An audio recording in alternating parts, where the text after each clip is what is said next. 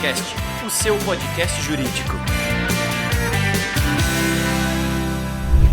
Olá, meus amigos entusiastas da inteligência jurídica, sejam todos bem-vindos a mais um episódio do Juriscast, o seu podcast jurídico.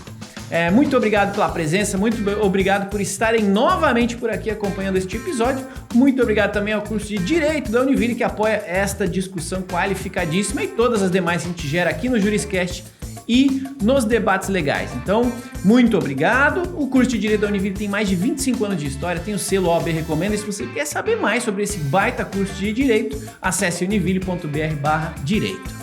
Vamos ao que interessa. Hoje vamos falar sobre direito de imagem e liberdade de imprensa. Sim, esse tema é sensacional, nós vivemos este tema, somos impactados por ele em algum nível todos os dias e, logicamente, a gente tem aqui no Juriscast, como de costume, uma referência, uma pessoa referência nesse tema para conversar conosco e explanar um pouquinho, explicar um pouquinho, esclarecer o momento onde a gente vive, o que é, como funciona e como tem oportunidades para advogados ganharem dinheiro com isso, tá? Então, quero dar as boas-vindas aqui em nome de vocês, em nome da audiência, ao doutor Rafael Brasil. Ele é especialista nessa área. Eu vou pedir licença para repassar aqui com vocês esse belo currículo dele, ó. Ele é advogado, claro, né? Mestre em Direito Constitucional e Econômico pela Unialfa, pós-graduado em Direito Civil e Processo Civil pela FEAD de Minas Gerais, pós-graduado em Direito do Consumidor pela ESUP-FGV, graduado em Direito pela Pontifícia Universidade Católica de Goiás, diretor adjunto da Escola Superior de Advocacia, ESA, OAB de Goiás, de 19 a 2021, presidente do Instituto de Estudos Avançados em Direito, o IEAD. Ele é conselheiro da seccional do OAB Goiás, né, durante 2022 até 2024, secretário do Conselho Deliberativo da OAB Prev, árbitro da Câmara de Arbitragem e Mediação da ACIEG-CAM, pesquisador e bolsista da CAPES e professor de graduação e pós-graduação. Então, como recém-falado, quero agradecer e já dar as boas-vindas em nome da audiência, doutor Rafael Brasil. Seja muito bem-vindo ao Juriscast. Obrigado, Thiago. Olá a você, a todos os nossos ouvintes e telespectadores aqui do Juriscast. É isso aí. Sejamos todos muito bem-vindos. Eu adoro gravar episódios aqui do podcast, porque eu sempre conheço pessoas importantes. Vocês viram a qualificação desse currículo, meus amigos? Eu que estou conhecendo uma pessoa importante, é o host do Juriscast. Para mim é uma honra estar aqui com vocês. Obrigado. O Juriscast ele é um patrimônio que espero que as pessoas, né, aí da área do direito estejam consumindo e absorvendo com carinho. Eu aprendo muito todo episódio aqui, hoje não vai ser diferente. A gente, felizmente, graças a vocês aí da audiência, está atingindo a incrível marca de mais de 200 mil ouvidas dos nossos episódios. Então, muito obrigado a você que é muita coisa, que vai lá no Spotify, ouve os episódios, vai lá no seu agregador aí de áudio e podcasts. Muito obrigado, é graças a você que ouve, que compartilha com seus colegas advogados e que sugerem o nome de pessoas aqui como o nosso convidado de hoje para a gente estar tendo o quê? Discussões jurídicas de alta qualidade. Então, muito obrigado a você que nos acompanha sempre e vamos adiante. Eu gosto de começar a nossa conversa, doutor, com um pouco de contexto para a audiência. Então, nossa audiência ela é composta por advogados de escritórios, advogados que trabalham em departamentos jurídicos, um pouco de estudantes de direito também, que vêm até aqui absorver mais conhecimento direto da fonte. Então, para começar essas conversas aqui no Juriscast, eu gosto de tentar alinhar quem está ouvindo. Então, a gente vai falar sobre direito de imagem, vai falar sobre liberdade de expressão, né, e tudo mais, mas acho que o direito de imagem, acho que é o item mais importante da gente conceitualizar e explicar para nossa audiência, para a gente ter uma discussão mais rica daqui para frente, né? Então, se a gente pudesse falar sobre direito de imagem, conceituar isso e explicar por que é importante que a gente fale sobre disso, acho que a audiência vai conseguir aproveitar ainda mais a discussão que a gente vai ter daqui para frente. Você consegue nos ajudar a entender ainda melhor esse conceito de direito de imagem? Olha, falar sobre direito à imagem, Thiago, é tão importante, sobretudo em um contexto de um mundo tão globalizado, onde as informações elas são prestadas em tempo real. Antigamente, A gente lembra que quando a gente via alguma notícia de um crime acontecendo, alguma coisa, a gente via em terceira pessoa, a gente via de cima de um helicóptero, e hoje, basta a gente ver a guerra que está acontecendo, os vídeos, as imagens que nós temos são imagens que são postados em tempo real, são vídeos postados em tempo real, na primeira pessoa, então alguém pega lá o celular e já filma aquilo e já posta nas redes sociais, e a gente sabe o efeito devastador que pode ter quando a imagem de alguém é violada. Isso porque compartilhar um conteúdo, espalhar uma fake news, espalhar uma notícia que não é verdadeira é muito rápido, e vamos combinar que também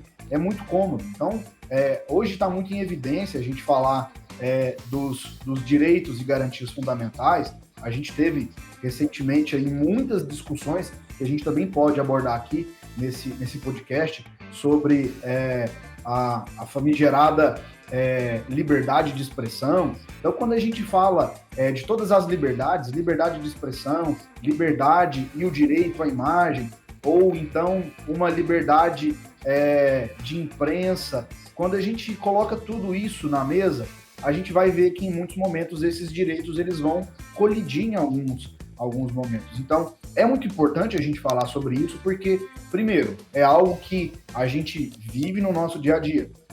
Segundo, você é advogado, você é advogada, você é operador do direito, tem que entender sobre isso, porque inevitavelmente você vai se deparar com uma situação dessa, ou nem que seja em um almoço no final de semana, algum parente vai te perguntar alguma coisa a esse respeito. O que é que você acha de tal situação? Você viu que agora a moda aí, né, tem um monte de notícia envolvendo juízes que, enfim, estão pisando na bola. Você viu que o juiz fulano de tal fez tal coisa? E aí talvez aquela exposição midiática exagerada em cima de fulano ou beltrano gere algum dano à imagem.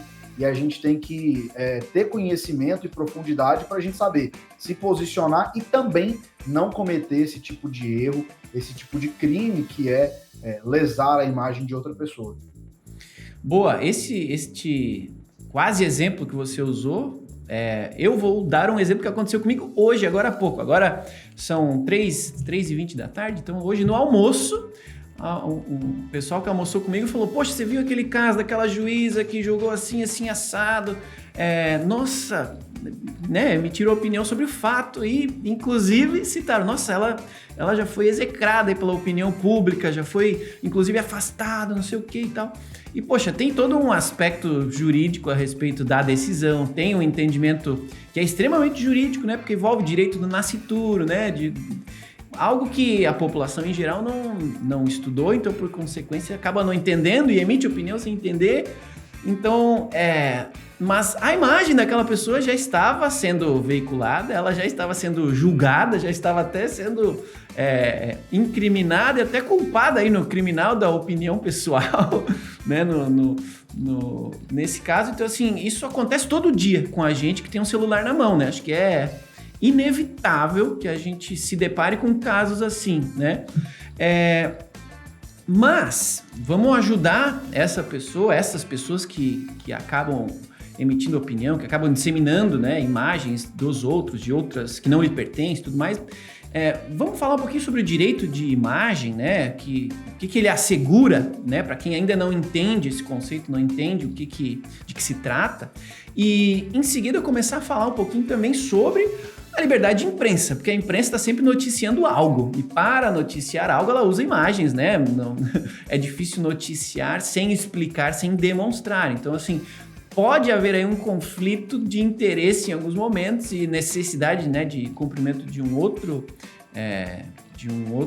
direito que a gente tem, né? O direito de resposta proporcional, parará. Então tem aí umas análises que precisam ser explicitadas, trazidas à luz por um especialista como você, que sem dúvida vão ajudar a todos, né? Então vamos começar pelo que o direito à imagem assegura e em seguida vamos falar um pouquinho sobre a liberdade de imprensa que está diretamente relacionada a isso, né? Quando a gente fala no direito de imagem, você falou muito bem, Thiago, a gente sempre coloca algum direito e a gente tenta encontrar ali qual direito deve se sobrepor, e é por isso que a gente vive uma situação onde no direito constitucional a gente chama de colisão de princípios, colisão de direitos. Por vezes os direitos colidem, existem técnicas de ponderação para a gente poder evitar que isso aconteça. E o direito à imagem, ele está resguardado tanto na nossa Constituição Federal, a gente, olhando lá no artigo 5º, que é o artigo que fala dos nossos direitos e garantias fundamentais, no artigo 5º, em muitos momentos a gente fala, e é interessante porque o artigo 5º ele fala, no seu inciso 9º, liberdade de expressão, então é livre a expressão de atividade intelectual, artística, científica e de comunicação, ou seja, eu estabeleço que existe aqui uma liberdade de comunicação, uma liberdade de imprensa, e logo em seguida, no inciso de baixo, nós temos a previsão de que são invioláveis a intimidade, vida privada, honra, a imagem das pessoas, e isso também está assegurado lá no nosso Código Civil.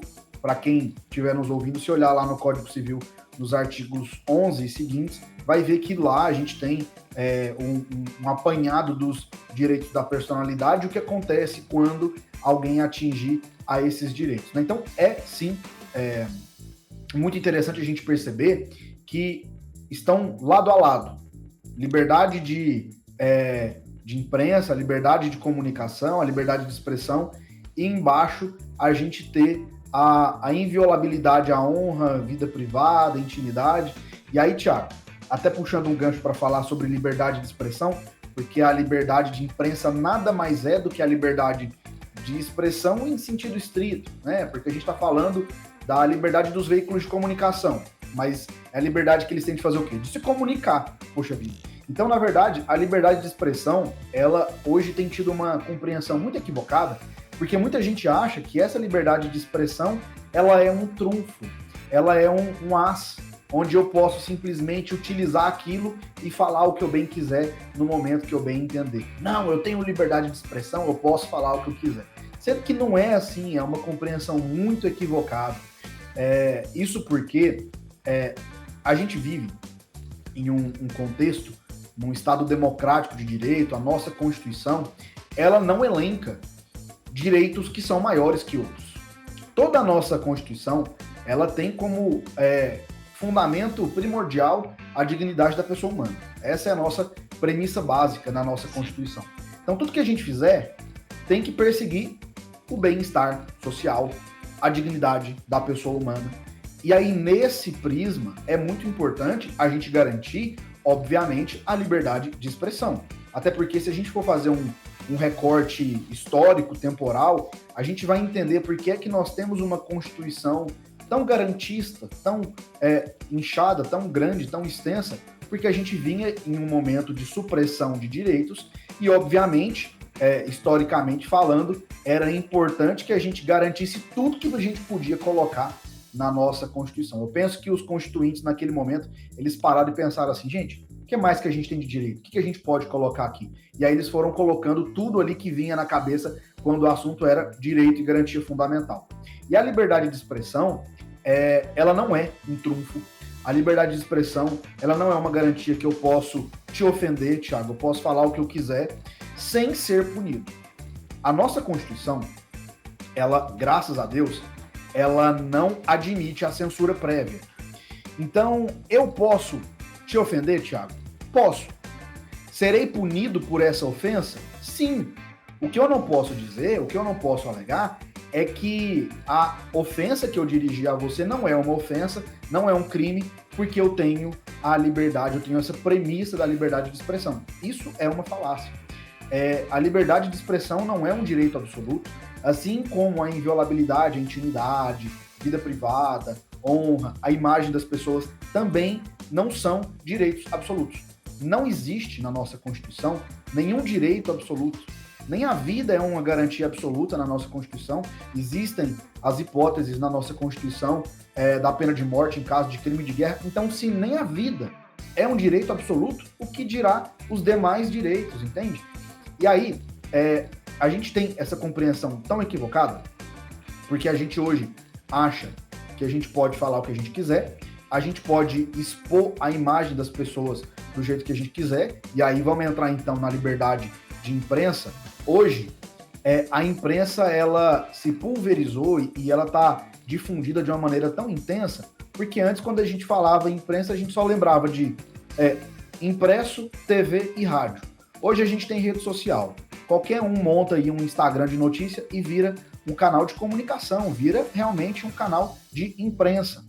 E aí, em muitos momentos, a gente vê situações onde os veículos de comunicação divulgam algum fato, alguma notícia que viola, que prejudica a imagem de outra pessoa, sem nem parar para pensar. E aí eu vou te dar um exemplo disso. Você já parou para pensar por que é que num veículo de imprensa, quando a gente vai divulgar uma notícia, um indivíduo acabou de matar o outro. Acabou de matar. Mas a notícia sai como homem é suspeito de matar. Por que suspeito? Eu vi o homem matando o outro. Porque ele vai ser suspeito até que se prove o contrário dentro do devido processo legal. E isso existe justamente para a gente garantir às pessoas presunção de inocência e a garantia à sua imagem. E aí a gente tem hoje muitos conceitos deturpados a esse respeito. A mídia tá falando que fulano é suspeito, não é suspeito coisa nenhuma. Eu tenho uma sentença transitada em julgado? Não tenho. Então até que se prove o contrário, ele é um suspeito. E a gente precisa colocar isso realmente de uma maneira muito, muito clara, né? Para poder ter em perspectiva a importância de se respeitar todos os direitos. Tem uma frase de Milton Friedman que eu gosto bastante, que ela diz assim: minha liberdade de mover o meu punho deve ser limitada pela proximidade do seu queixo. Ou seja, eu posso fazer o que eu quero, eu posso falar o que eu quero no momento em que eu bem entendo, sim. Até que ponto? Até quando isso passa a te atingir, até quando isso passa a te ofender. E aí é por isso que a gente tem lá na própria Constituição assegurado o direito à indenização pelo dano material ou moral decorrente de sua violação. Legal. Boa essa citação nesse fechamento, né? O dano moral. Porque hoje em dia, como você falou, os meios de comunicação se proliferam e em algum nível nós somos, né? Comunicação, somos comunicadores. Todos temos um celular na mão, com câmera, com gravador de áudio, de vídeo, e não oficialmente, né, que extraoficialmente do ponto de vista de não sermos canais oficiais de comunicação, mas somos geradores de peças de comunicação, que são vídeos, imagens e áudio, né, conteúdo. E por consequência, mesmo que não os divulgadores oficiais, né, dessa comunicação, nós somos responsáveis por ela, por sermos os captadores, né, de forma direta ou indireta. E é aí que eu quero esclarecer um pouco esse papel e essa responsabilização, porque a gente tem até as discussões aí de legislação relacionada com fake news, né? Quem cria fake news, quem replica fake news, quem cria uma mensagem que não necessariamente é o que representa ser e tudo mais. Já tem discussão para a gente tentar definir e, por consequência, fazer aí o devido tratamento e responsabilização desse tipo de ação, de divulgação, de comunicação não assertiva, vamos falar assim, né? Mas como é que você vê esse tipo de futuro? Porque quando a gente gera algum material desse, algumas pessoas geram ele, lógico, com algum tipo de interesse, né, de prejudicar, e outros não, mas pode acabar prejudicando igual, né? E o prejuízo ele pode vir ou não, dependendo do que a parte prejudicada, ou que se sentiu prejudicada, vai fazer a respeito, né? Não há uma tratativa direta, né? Publicou, me influenciou, já vai sair uma indenização aqui. Não, mas tem casos onde isso deve ser mais comum, deve ser mais fácil de acontecer, ou coisas que a gente deveria se preocupar antes de fotografar algo, antes de filmar algo, antes de enviar essas coisas para alguém, né? Cenários mais comuns, onde a gente pode gerar para a gente mesmo algum tipo de problema, né? Então, assim, considerando este nosso potencial de divulgar, né, de gerar materiais que podem ser julgados, podem ser levados à visibilidade pública de alguma forma. Você tem alguma dica ou tem alguma consideração a respeito disso, do que tomar cuidado para a gente evitar gerar problemas para a gente mesmo e para os demais também, por conta dessa comunicação que a gente gera todos os dias através dos nossos celulares? Thiago, nós estamos expostos a todo tempo, tanto a ofender alguém quanto a ser ofendido. A grande sacada é que deve competir ao Poder Judiciário fazer esse tipo de valor. Eu tenho muitas resistências em relação, por exemplo, a termos de uso de redes sociais que decidem, por conta própria, suspender algum tipo de conteúdo por ter violado lá as políticas daquela plataforma. Isso porque o nome disso, pelo menos censura. Aonde eu nasci e fui criado, é censura. E não existe censura prévia no Brasil. Olha que interessante. O nosso Código Penal, eu não sou penalista, mas eu sei que o nosso Código Penal não proíbe uma pessoa de cometer um crime. Não proíbe.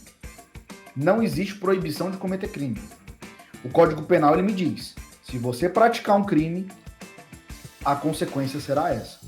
Então aparece lá, matar alguém, pena de detenção ou reclusão, sei lá, de tantos a tantos anos. Veja, ele não fala, você não pode matar alguém. Do mesmo jeito, a gente não consegue criar nenhum tipo de mecanismo que proíba uma pessoa no uso da sua liberdade de expressão, ou, vamos falar da liberdade de imprensa, um veículo de comunicação no uso da sua liberdade de imprensa, de violar o direito de alguém. Agora, eu me senti ofendido? Ok. Qual é o meu mecanismo nesse tipo de situação? Recorrer ao Poder Judiciário, evidentemente, para que isso seja resolvido no âmbito do Poder Judiciário. Então, não me parece muito sensato a gente ter hoje mecanismos de inteligência artificial, até porque é uma análise puramente subjetiva e a inteligência artificial não consegue, de maneira cuidadosa, estabelecer o que é uma ofensa ou não, porque tudo isso é subjetivo. A gente não consegue, através das redes sociais, ter um parâmetro saudável para determinar o que é ou não uma ofensa a algum desses direitos. Até porque esses direitos, inviolabilidade à intimidade, vida privada, vamos falar desses dois, existe mitigação dos direitos. Eu posso tirar uma foto de uma pessoa qualquer num momento íntimo, num jantar, enfim, numa reunião privada e divulgar isso no jornal? Obviamente que não. Não faz nem sentido. Agora, eu posso divulgar uma foto do presidente da República? Sim. Por quê? Porque a imagem dele é uma imagem de relevância, os fatos que cercam o presidente da República são fatos de importância, e isso faz com que a intimidade, a vida privada dele seja mitigada. Isso significa que pessoas públicas, pessoas que a sociedade tem algum tipo de interesse, tem um certo nível de mitigação, de diminuição, digamos assim, dos seus direitos. E é por isso que não me parece razoável um presidente da República processar uma pessoa por ofensa. Ofendi o presidente da República, é isso, aquilo outro. Da mesma forma que uma pessoa desconhecida pode processar. Isso porque uma pessoa que está em uma posição de evidência, uma pessoa que está numa posição de destaque, ela vai ser criticada, ela por vezes vai ser ofendida. Então, esses direitos, eles sofrem mitigação. Agora, o que a gente precisa levar em conta como régua para a gente não cometer, e essa foi a sua pergunta, nenhum dessas violações? Basicamente é usar como premissa de não fazer para o outro o que a gente não quer que seja feito com a gente. É usar do bom senso. Vou repetir a frase. A minha liberdade de mover o meu punho deve ser limitada pela proximidade do seu queixo. Se eu sei que aquela minha atitude, aquela minha ação vai ofender direito alheio, então pera lá, eu tenho liberdade de expressão? Tenho, mas eu vou usar a minha liberdade de expressão de forma que eu viole a imagem, a honra de uma outra pessoa. Eu posso te xingar do que eu quiser, é minha liberdade de expressão. Mas você também tem liberdade e direito à honra, à sua imagem. E a partir do momento em que eu usar da minha prerrogativa de liberdade de expressão para te ofender, a minha liberdade acabou. Percebe? Sim. E essa pergunta não está na pauta, mas como você citou, agora eu fiquei curioso para a gente levar essa percepção para a luz também, né? Como você falou ali, eu concordo, você remover conteúdo de alguma pessoa, seja ele qual for, né? Conteúdo de opinião ou conteúdo de terceiro, até por exemplo, né? Associação como sendo um conteúdo de fake news e tudo mais. Nas redes sociais, eles normalmente, né, alegam que vão fazer a remoção por não estar alinhado com a política de uso do sistema, e ok. Mas ao mesmo tempo, né, no Brasil, enquanto estas redes atuam no Brasil, seja lá Twitter, YouTube, Facebook, Instagram, seja quem for, a gente tem o direito, né, de liberdade de expressão. E acaba aí gerando o conflito, né? Na sua visão, por que este conflito acontece ainda, né? Por que a gente não pacificou esse entendimento, já que, em tese, os nossos direitos constitucionais são maiores do que esse direito privado, né? E dois, se você tem uma visão sobre o tema, assim, é um problema, ele é um problema subjetivo, sim ou não, e se tem uma visão de futuro, porque assim, esse é um dos grandes problemas hoje de liberdade de imprensa, né? Tem gente que tem algo na imprensa veiculada e quer que seja removido, e tem gente que veicula coisas na imprensa ou nessas redes sociais que não deixam de ter um papel de comunicação pública, né? E tem esse conteúdo removido. Então, há um conflito. A gente até fez um episódio aqui no passado, no Juriscast, mas depois a gente fala sobre isso aqui, essa relação. Vamos voltar para a minha pergunta, que eu me empolgo e capaz de fazer uma pergunta longa demais. Vamos lá. Voltando então, esse conflito entre os direitos constitucionais, essas políticas das plataformas de comunicação hoje, qual é o seu entendimento ou opinião sobre o problema que hoje a gente enfrenta? Thiago, essa pergunta é a pergunta de $1 milhão, né? Mas a minha resposta sobre o tema nada que acontece nas redes sociais, não existe nada que aconteça nas redes sociais que não exista fora das redes sociais. A vida no virtual ou no real, o mundo online e o mundo offline, eles são iguais. A gente lida com os mesmos problemas, a gente lida com o mesmo tipo de ofensa, a gente lida com o mesmo tipo de violação.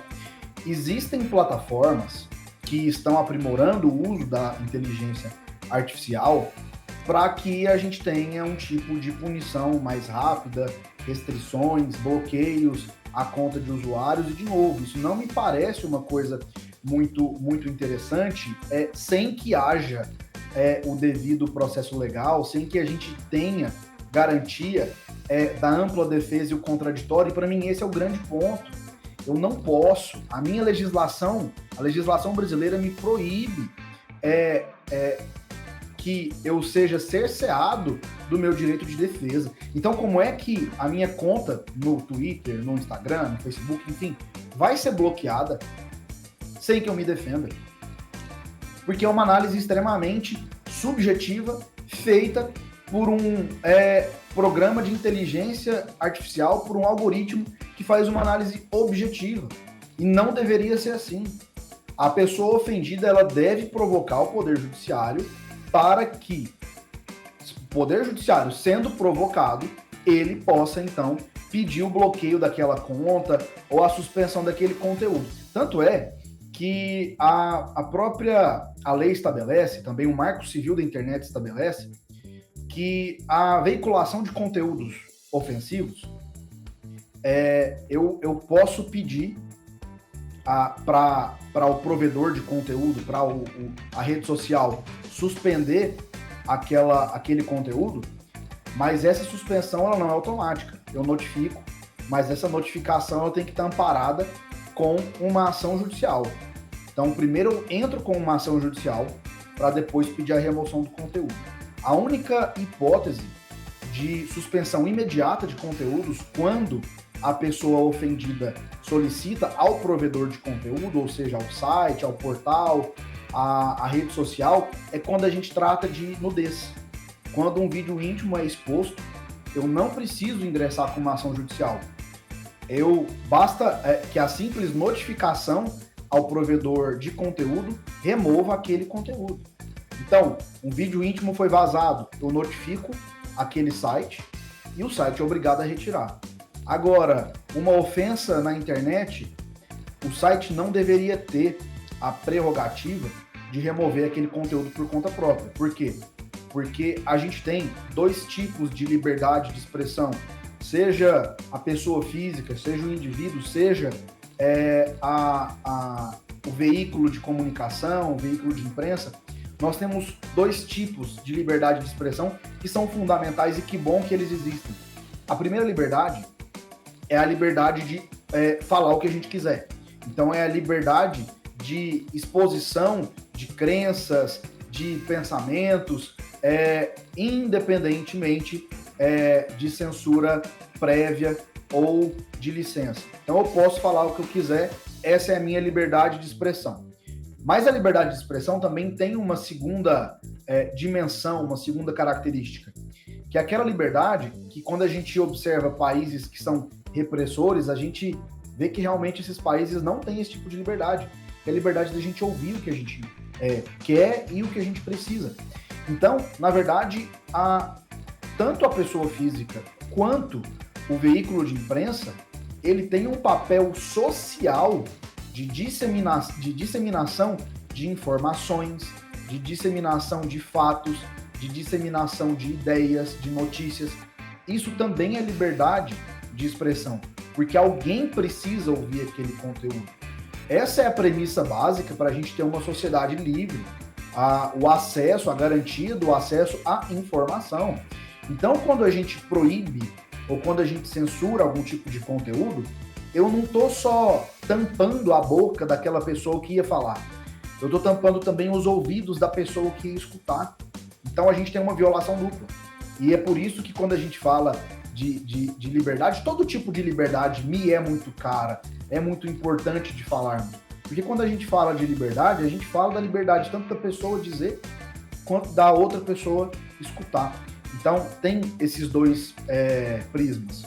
Muito bom, esse é o Dr. Rafael Brasil falando com a gente sobre direito de imagem e liberdade de imprensa. Um tema que estamos vivendo, somos parte dele no dia a dia, então super legal pra gente discutir. Você que está ouvindo este episódio, muito obrigado. Se você está gostando desse episódio, deixa aí o seu joinha no YouTube. Se você estiver ouvindo este episódio em outra plataforma, em algum agregador de podcast, não deixe de avaliar aí com as estrelinhas. Se você está gostando desse episódio, dê aí as estrelinhas que você considera relevantes para esse tema. Encaminhe esse episódio para os seus colegas advogados que querem saber mais, querem se aprofundar no tema. E claro, comente. Se você puder, quiser entender que vale a pena, comente a sua opinião. Fale o que você pensa sobre esse tema que a gente está discutindo. E se quiser pedir algum aprofundamento em algum tema que a gente está discutindo aqui, use aí os comentários na rede onde você está consumindo esse material para que eu possa ler essas sugestões aí e trazer, assim como hoje aqui, especialistas para continuar discutindo e aprofundando este tema aqui e outros temas que a gente tem toda quinta-feira aqui no Juriscast, tá bom? Bom, vamos seguindo a nossa conversa aqui. Eu fiquei com mais uma dúvida. E eu vou pedir licença porque é mais uma dúvida pessoal que está fora da pauta, mas que essa sua fala me lembrou o caso de um colega advogado que ele conversou comigo sobre um tema e por algum motivo a gente chegou nesta pergunta que eu vou fazer e ele ficou bastante chateado com o tema de existirem perfis que checam notícias. E, né, sejam elas fake news, sejam essas publicações de uma pessoa para checar se essa notícia ou se essa informação é verdadeira ou não é. Ele falou, poxa, quem que deu, né, a autorização para esse perfil checar notícias, confirmar notícias ou não confirmar, né, não desconfirmar notícias e tal. Você vê que esse serviço que alguns canais de comunicação, né, que algumas canais de imprensa se prestam a fazer, tem algum conflito com algum direito nosso básico? Tem algum problema nesse tipo de serviço ou você vê que faz mais bem do que mal pra gente? Thiago, para mim, o nosso problema ele é muito mais denso. Veja o nível que nós chegamos na nossa sociedade. Pasmem vocês que estão nos ouvindo. Alguém se diz detentor de uma verdade absoluta, coisa que nós sabemos que não existe. E eu vou validar o comportamento de alguma agência de checagem de fatos e aquela agência vai me dizer o que é certo ou o que é errado. Por outro lado, isso só existe porque hoje a gente vive em uma sociedade onde há um bombardeio de desinformações, de fake news que são espalhadas dolosamente com um propósito malicioso. Então eu vejo, Thiago, que a gente já chegou num nível de degradação moral da nossa sociedade tão grande, onde a gente tem um bombardeio de mentira e alguém para me dizer o que é certo ou o que é errado. Quem está certo nessa situação? Nenhum dos dois, na minha humilde visão. Eu não acredito ser certo uma agência de checagem, porque quem me garante que essa agência também tem a veracidade que tem, ou a independência e isenção na prestação daquelas informações. E aí o grande problema é que essas agências de checagem hoje, elas querem se tornar, não sei, o quarto poder no Brasil. E por outro lado, a gente vê nitidamente que pessoas, que figuras, que instituições nas quais a população deveria acreditar, nas quais a população deveria realmente ter naquelas pessoas imagem de segurança, de autoridade, que usam de forma dolosa para poder disseminar desinformação, para poder disseminar fake news. Então, veja, eu entendo que nós estamos num adoecimento moral tão grande, a gente vive um contexto tão bagunçado, tão complexo, onde alguém tem que me convencer do que é o certo ou é o errado. Isso, para mim, denota. Primeiro, a sociedade não tem, ou pelo menos essas agências de checagem acreditam nisso, né? Que a sociedade, que a população não tem o amadurecimento necessário para poder identificar o que é verdadeiro ou falso. Então, alguém tem que me dizer o que é verdadeiro ou falso. Segundo, novamente, a gente tem uma massificação, e a gente vive isso, de disseminação de desinformações, o que também não é grande novidade, tá? Fake news não é uma grande novidade da nossa era moderna, não. Isso sempre aconteceu. O nome disso é mentira. Na verdade, gourmetizaram a mentira. Fake news é uma mentira, basicamente. Então, veja a que nível nós chegamos. Respondendo a sua pergunta de maneira objetiva, há algum problema jurídico na existência dessas agências de checagem? Ao meu ver, não. Elas estão usando da sua liberdade de expressão, da sua liberdade de informação e divulgação do conteúdo. Para mim, o problema ele é muito mais social, ele está muito mais instalado na nossa cultura e na nossa sociedade de precisar desse tipo de agência de checagem. Legal. E na sua visão, né, a gente falou sobre problemas em geral, né, tanto relacionados ao direito da imagem quanto, né, à liberdade de imprensa. Eu diria, eu entendo que talvez essa relação entre os dois não esteja mais tão equilibrada, né, até pela inserção aí de um terceiro ator nessa história, que somos nós, geradores de opinião e etc., que não somos, né, um canal oficial de mídia de comunicação, mas que acabamos influenciando diretamente a disseminação de comunicação entre os demais entes da nossa sociedade, né? Mas você acha que tem alguma forma da gente equilibrar ou reequilibrar essa relação aí de direito de imagem e direito de liberdade de expressão para que a gente continue, volte a ter uma imprensa e, acima de tudo, né, uma sociedade que colha os benefícios de uma imprensa que gera um serviço social positivo para a gente? Você acha que tem um jeito ainda de corrigir essa relação ou é assim e vamos regular o que aparecer daqui para frente? Nós precisamos chegar num contexto mais saudável. Primeiro eu quero reafirmar a importância da resistência da imprensa e da liberdade de imprensa. Isso é importante para que a gente tenha uma sociedade nutrida culturalmente, bem educada politicamente. Hoje, nós temos uma sociedade muito mais bem educada em relação aos nossos elementos e fatores políticos, sociais, econômicos do que há 10, 15 anos. Hoje, se a gente perguntar para qualquer pessoa toda a formação do STF, é muito mais provável que ela conheça pelo menos boa parte dos nossos ministros do que a escalação da seleção brasileira. Isso me mostra que a nossa sociedade ela está evoluindo. E o evoluir implica em que cada vez mais nós lidaremos com problemas mais complexos. Nós lidaremos com situações de conflitos ainda mais densos, porque a gente está amadurecendo culturalmente, politicamente. Então isso é natural. Por outro lado, quando a imprensa viola algum direito à imagem, hoje nenhum veículo de imprensa, nenhum jornal, nenhuma TV é boba de acreditar que ela pode simplesmente expor a imagem de alguém ou a honra, a vida privada, sem ser lesada. Todos os veículos de comunicação têm, com toda certeza, boas equipes jurídicas por trás. Mas o que elas fazem é pesar quais são os prós e os contras. Então, violar a imagem a alguém vai me gerar um efeito mais benéfico, porque eu vou expor uma notícia, um fato, vou fazer um furo aqui. Então, na verdade, essa é uma manobra que é usual a todos nós, a toda a mídia. A gente observa isso em qualquer camada.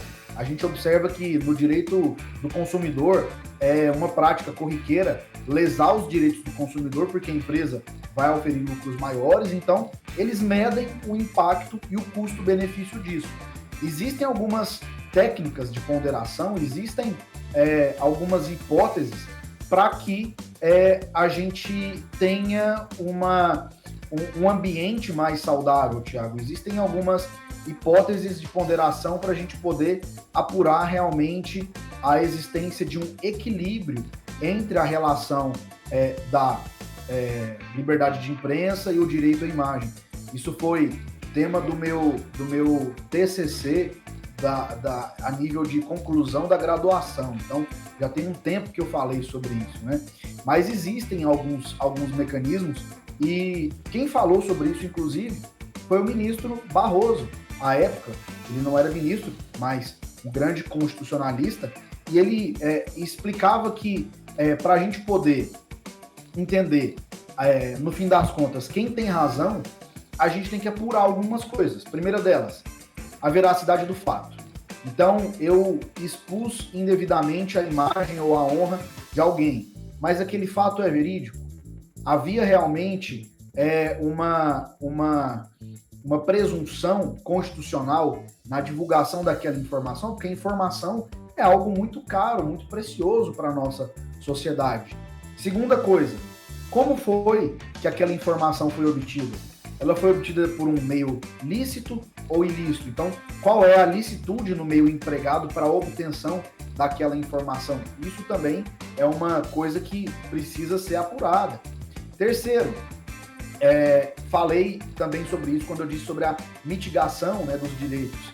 Aquela personalidade, ela é uma personalidade pública ou ela é estritamente privada? Se nós estivermos falando aqui de uma figura pública, de um ministro, de um presidente, do governador, é muito importante. Do que vai servir para a população se vazar uma foto do Thiago bêbado no bar, caindo de bêbado e passando vexame? De nada. Isso não é lá tão relevante para a sociedade. Mas e do governador? E do presidente da República? Isso é uma notícia que com certeza estamparia a capa de todos os jornais, de todas as televisões, justamente porque é uma personalidade pública. Outra coisa, local do fato. Esse fato ele aconteceu em um ambiente público ou em âmbito privado. Aqueles fatos que são acontecidos em ambiente privado, eles têm uma proteção muito maior do que aquilo que acontece em público. Então a gente tem até muitas decisões acerca do direito ao esquecimento. A gente teve, não sei se você lembra, já tem um bom tempo, né? Aquela história da Daniela Sicarelli na praia. Poxa, vamos lá. Daniela Sicarelli, figura pública, na praia, um ambiente público. Então aqui você tem elementos que são extremamente favoráveis à proliferação de uma possível violação à imagem, ou aí a gente tem uma mitigação e nesse sentido prevalece essa informação. Um outro ponto, natureza do fato. Existem coisas que são notícias, mas independem de quem é que está envolvido. Então, às vezes, a sua imagem, ela não é o primeiro plano daquela notícia. A imagem, ela seria mesmo que você não esquece. Por consequência, você foi um segundo plano, você estava lá, você participou ali daquela situação e não tem como te retirar daquele fato, né? Um outro ponto, existe interesse público da divulgação daquela notícia,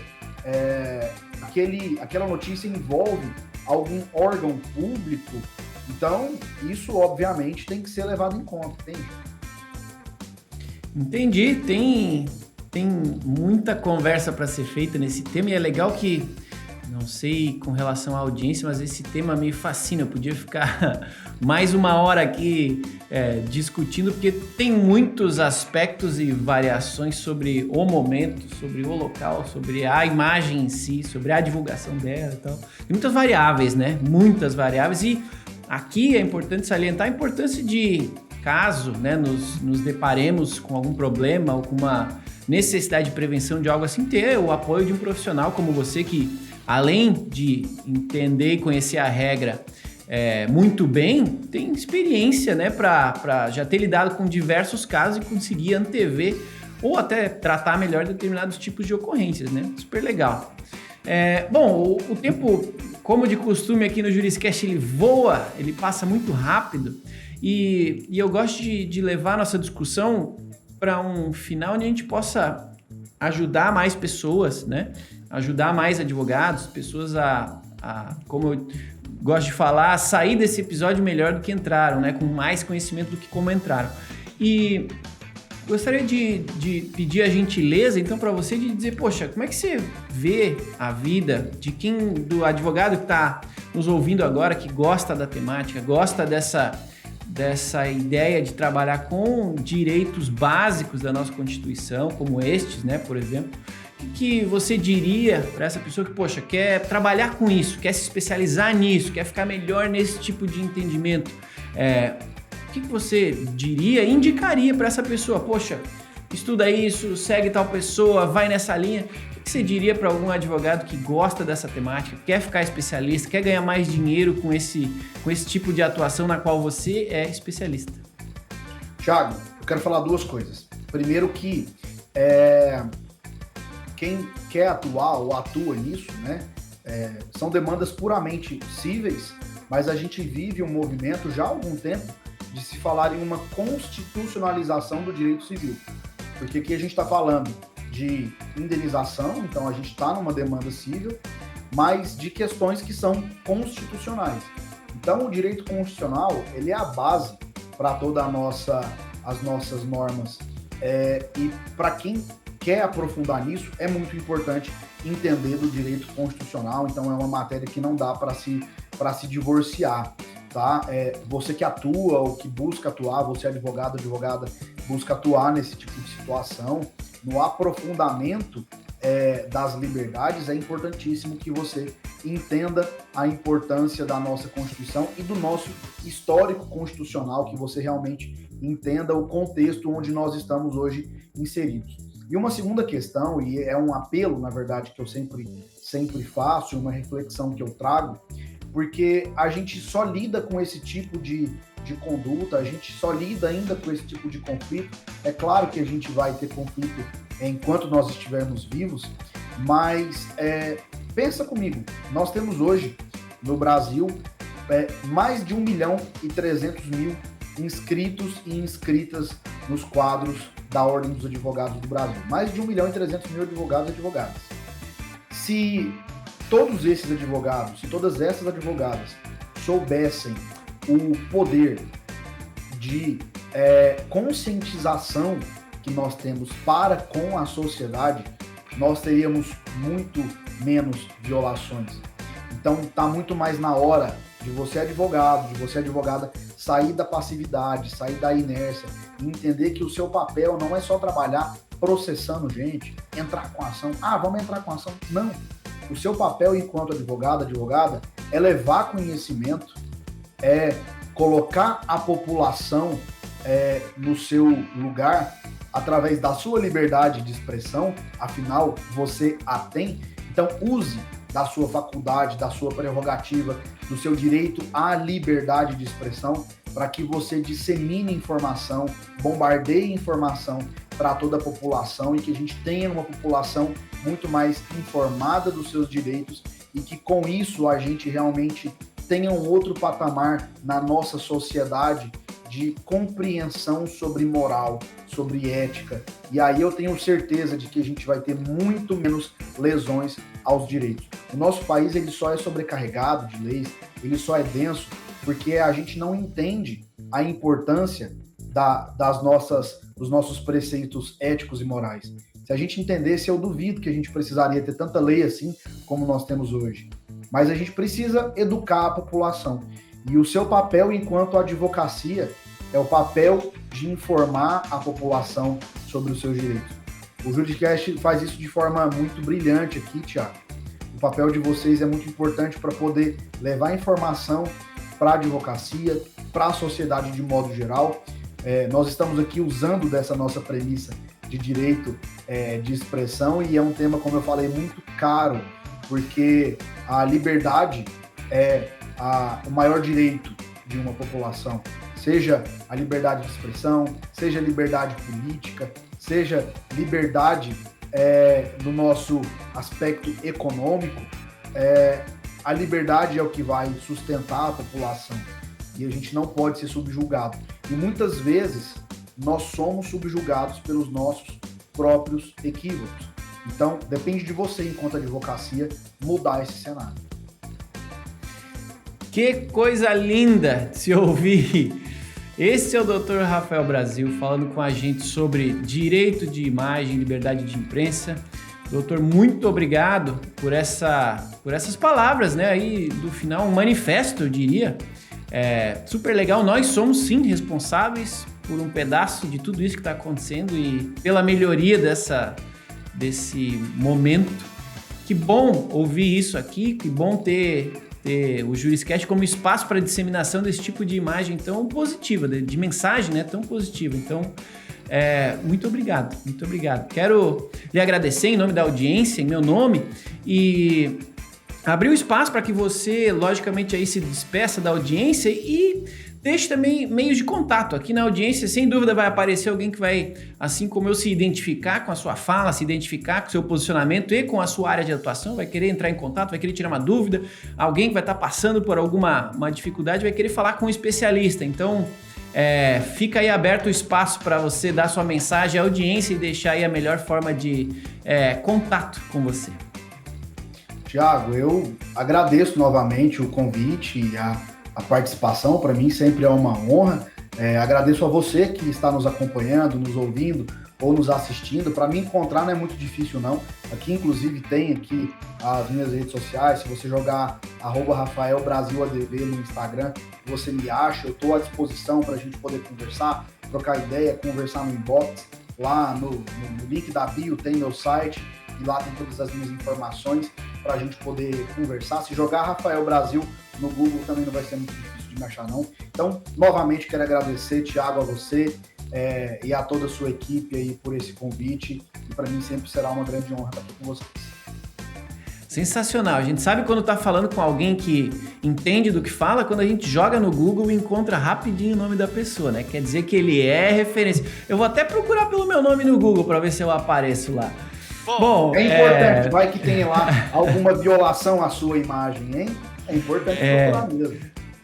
Vamos fazer aí o exercício em conjunto, pessoal da audiência, procura lá por Thiago Facchini, vamos ver se a gente me encontra. E se você me encontrar, mande uma mensagem e fala, te encontrei no Google, só achei coisa boa, ou não, fala que você encontrou aí no Google. Vai ser uma alegria conhecer você que está acompanhando o Juriscast e os demais materiais jurídicos que eu produzo aqui, em conjunto com pessoas agradabilíssimas como o Dr. Rafael aqui, tá? Doutor, muito obrigado. Então, repetindo em meu nome, em nome da audiência, quero agradecer também a audiência que está aqui constantemente consumindo o Juriscast. Muito obrigado. Não deixem, de encaminhar esse material aqui, esse episódio para os seus colegas advogados que gostam de Constituição, gostam dessa área de estudo do direito. Encaminhem, passem para eles, avaliem na rede que você tiver, avalie esse episódio, dê o seu like, dê suas estrelas, faça seus comentários. Vai ser uma alegria ler aí o que vocês têm a dizer e o que vocês pensam sobre o Juriscast. E fica aqui o convite, toda quinta tem um novo episódio do Juriscast, toda quarta-feira às 17 horas tem um debate legal ao vivo com alguns advogados aí discutindo um tema jurídico relevante. Já fiz o agradecimento lá no início ao curso de Direito da Univille que apoia esse tipo de discussão aqui qualificadíssima. Então me resta nesse momento agradecer de novo por essa bela conversa ao Dr. Rafael e a você que entusiasta aí da inteligência jurídica, que está investindo seu tempo em ouvir este episódio e absorver mais conhecimento. Parabéns e obrigado por ter nos acompanhado, me acompanhado até o final deste episódio do Juriscast. Quinta-feira tem mais um episódio então para você. Até lá e tchau. Você ouviu o Juriscast. Produção e oferecimento ProJuris, plataforma de inteligência legal, líder no desenvolvimento de software para departamentos jurídicos e escritórios de advocacia, powered by Softplan. Conheça mais em projuris.com.br.